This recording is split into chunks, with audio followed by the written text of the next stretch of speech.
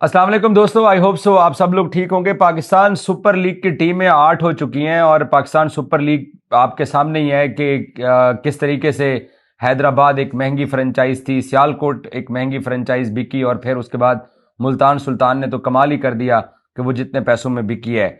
आजकल आप एक सोशल मीडिया पे एक वीडियो देख रहे होंगे कि एक शाहिद साहब हैं अल्फा ग्रुप से, वो ये क्लेम करते हैं कि उन्होंने ओजी ग्रुप के साथ मिलके जो सियालकोट के जो राइट्स थे वो 75% खरीदने की इनकी एक बातचीत चली थी ओजी ग्रुप के साथ। ओजी ग्रुप ने इनको ऑफर किया और ये भाई साहब जब पाकिस्तान क्रिकेट बोर्ड के साथ गए, डॉक्यूमेंटेशन हुई, तो उसके बाद अगर 75% आप किसी फ्रेंचाइज के शेयर ले रहे हैं तो आपने फिर पैसे जमा करवाने होते हैं।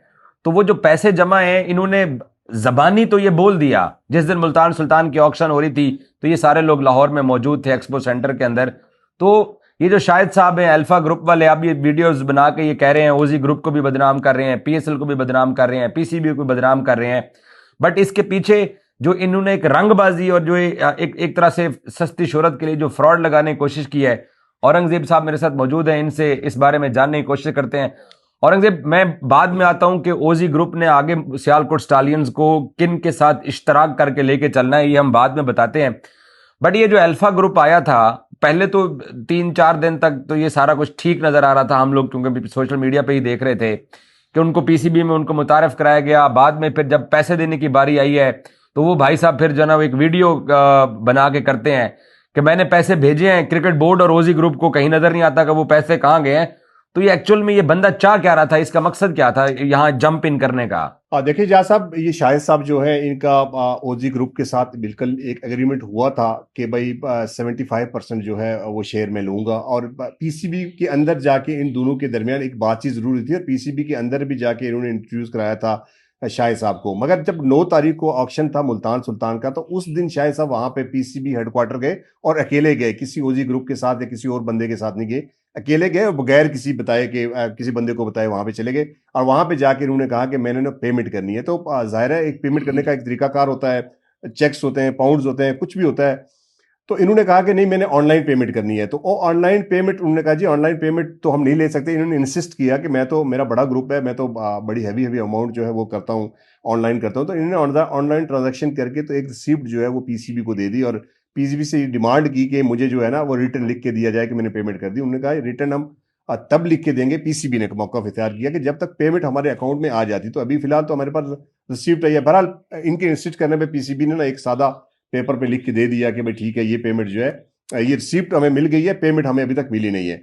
तो ये साहब चले गए। अब 3 दिन का इन्होंने टाइम लिया था कि 3 दिन के अंदर अंदर ऑनलाइन ट्रांजेक्शन जो है वो पीसीबी के अकाउंट में हो जाएगी। जब 3 दिन के बाद पीसीबी ने राब्ता किया, ओजी ग्रुप ने राब्ता करने की कोशिश की, तो इन्होंने वापस कोई जवाब नहीं दिया और ये भाग के कराची चले गए। अब 2-3 दफा राब्ता करने के बाद जब इनको पता चला कि ये तो साहब जो है रिस्पॉन्ड नहीं कर रहे, तो जब ईमेल के जरिए इन्होंने कहा, ओजी ग्रुप ने इनको ईमेल के जरिए इन्फॉर्म किया कि अगर आप रिस्पॉन्ड करते हैं ठीक है, जो पेमेंट करनी है वो करें, नहीं तो आप तो हमारी तरफ से फारिग हैं। तो इन साहब ने फिर क्या किया, एक वीडियो पैगाम जारी कर दिया और मीडिया के जरिए ये नैरेटिव बिल्ड करने की कोशिश की कि मेरे जो पैसे हैं मैंने वो पे कर दिए थे, क्योंकि वो एक सादा पेपर पे लिखा हुआ एक इनके पास तो था। तो वो फिर इन्होंने मीडिया में आके, सोशल मीडिया के ऊपर, बहुत सारे यूट्यूब चैनल्स पे ऊपर मीडिया ग्रुप्स क्रिएट करके तो ये नैरेटिव बिल्ड करने की कोशिश की कि मेरे साथ बहुत ज्यादती हो गई है, कराची की आवाम जो है वो मेरा साथ है। बेसिकली ये जो है ये चीप पॉपुलैरिटी कहते हैं जिसको, सस्ती शोहरत कहते हैं। तो बज़ाहिर तो ये लगता है कि ये सस्ती शोहरत हासिल करने के लिए उन्हें ये काम किया। और उन्होंने जब ये आए थे, वसीम अकरम साहब को लेके आए, फिर एक और बड़ा नाम इन्होंने अपने साथ एसोसिएट किया था कि मेरे साथ ये नाम भी मेरे साथ होगा। बहरहाल ये सारी चीजें जो है वो बाद में जाली निकली सारी। और अब स्टेटस ये है कि अब ये सोशल मीडिया के जरिए या कुछ मीडिया के दोस्तों के जरिए कंपेन लॉन्च करने की कोशिश कर रहे हैं कि मैंने जो अपनी पेमेंट कर दी थी तो ओजी ग्रुप मेरे साथ जो है वो ज्यादती कर रहा है। हालांकि इस तरह की कोई चीज है नहीं। पीसीबी के सोर्सेज से भी हमने चेक किया कि वहां पे कोई पेमेंट 1 रुपया भी इन साहब का जो है वो रिसीव नहीं हुआ। तो अल्फा ग्रुप की कहानी तो गेम ओवर हो गई। अब ये भाई साहब के साफ जरा, पाकिस्तान क्रिकेट बोर्ड ने जिस फेयर तरीके से टीमें बेची हैं, जिस फेयर तरीके से पार्टनरशिप की भी ऑप्शन मौजूद है कि किसी भी कंपनी अगर पीएसएल की टीम लेती है तो वो बाद में अपने साथ एसोसिएट पार्टनर साथ रख सकती है। तो क्रिकेट बोर्ड ने वो शेयर्स बेचने का भी एक ट्रांसपेरेंट सिस्टम रखा हुआ है। तो इनको जब ये 70% इन्होंने जब इसके शेयर खरीदने की कोशिश की और उसके बाद पैसे आ जाते, तो साहब जरा क्रिकेट बोर्ड को क्या जरूरत पड़ी है कि अगर ओजी ग्रुप कोई पार्टी लेके आ रहा है और वो पार्टी अगर ठीक से आगे चलती तो शायद क्रिकेट बोर्ड भी पब्लिकली बता देता है, लेकिन वो पैसे नहीं आए। और सिर्फ आपकी बात बिल्कुल दुरुस्त है। जैसे एक बात और है ना, अगर आप ये क्लेम कर रहे हैं कि मैंने पीसीबी को पैसे दे दिए, तो वो कहाँ है पैसे? आप जाके ये क्लेम पीसीबी से करें ना कि मैंने पैसे दे दिए, तो मेरे शेयर जो है 75% वो कहाँ पे हैं।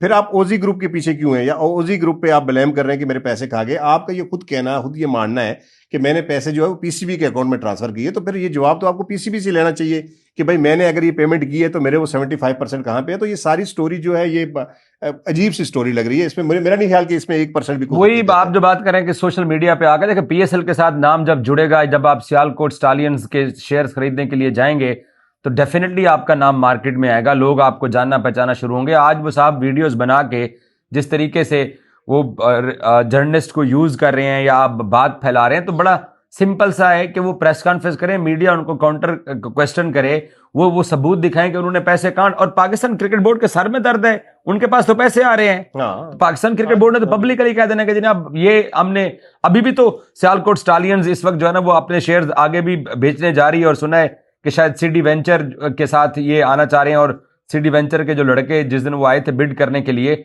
और वो नाम भी शायद अगर ले जाते पिंडी की टीम को तो वो मुल्तान ही रखते, तो अब वो लोग स्टालियंस के साथ जुड़ना शुरू हो गए हैं। सो ये जो डील है ये कितने दिनों तक मुमकिन है, क्योंकि पीएसएल में आपको पता है ये ज्यादा दिन नहीं रह गए हैं, प्लेयर्स ऑक्शन भी हो चुका है, टीमें भी बन चुकी हैं। तो ये सीडी वेंचर और ओजी ग्रुप का, सियालकोट स्टालियंस का एक डग आउट के अंदर कुछ नए लोग नजर आएंगे।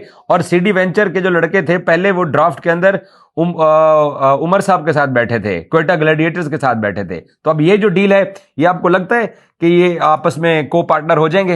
देखिए इसमें कोई खत्मी बात आप नहीं कह सकते, जाहिर है बातचीत तो जारी है। कोयटा के साथ भी वो डग आउट में बैठे थे, तो कोयटा की टीम ड्राफ्ट के टाइम भी उनके साथ ये बातें तय हो गई थी कि कोयटा की टीम को वो लेंगे, कोयटा की टीम को वो ऑन करेंगे। नदीम उमर साहब इस बात पे एग्री हो गए थे कि वो कोयटा की टीम के शेयर्स बेच देंगे। मगर अगले दिन नदीम उमर साहब ने आके साथ कह दिया कि मैं तो 1% शेयर भी नहीं बेचूंगा, और मैंने चूंकि अपने बड़े करीबी दोस्तों से ये बात मशावरत की है तो मुझे इजाजत इस बात की नहीं मिली, और मेरा दिल नहीं करता कि मैं इस फ्रेंचाइज को बेचूं। पुरानी फ्रेंचाइज है, उनके पास पुराने लोग होंगे, इसलिए कुछ भी कहना कबल वक्त होगा। अभी इनके दरमियान बातचीत जारी है, अब वो कहां तक पहुंची है, फाइनलाइज कैसे होंगी चीजें, शेयर कैसे होंगे, इसको ऑन कौन करेगा, कितने % शेयर बेचे जाएंगे, सारी बातें।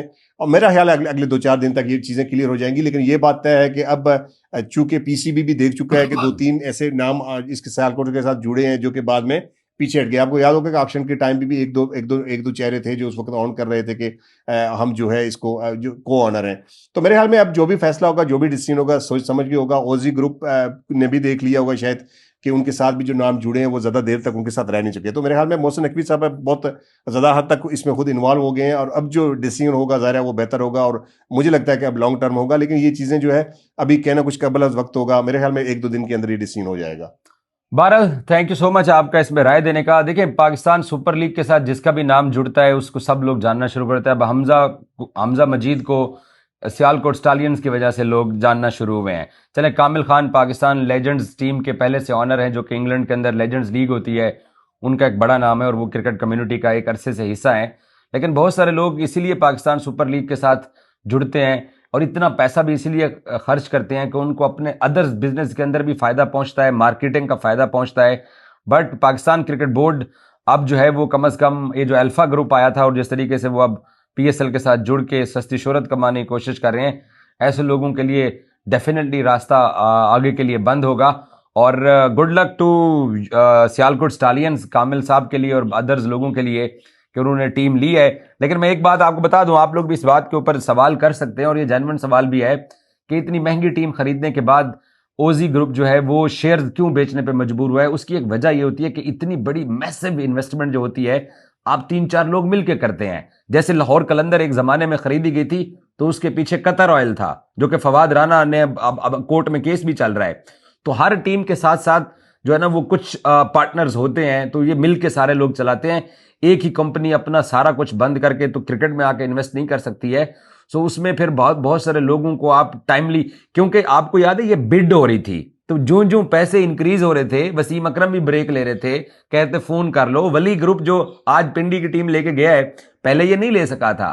सो इसलिए ये एक फेयर, एक ट्रांसपेरेंट सा सिस्टम है पाकिस्तान क्रिकेट बोर्ड का, और ये ऑप्शन मौजूद है कि कोई भी शेयर खरीद ले। अगर भाई के पास पैसे आएंगे तो भाई भी पाकिस्तान सुपर लीग की किसी फ्रेंचाइज के शेयर खरीद लेगा। Thank you so much update देने के लिए, और ये क्लैरिटी लोगों तक पहुंचनी चाहिए थी। Thank you so much.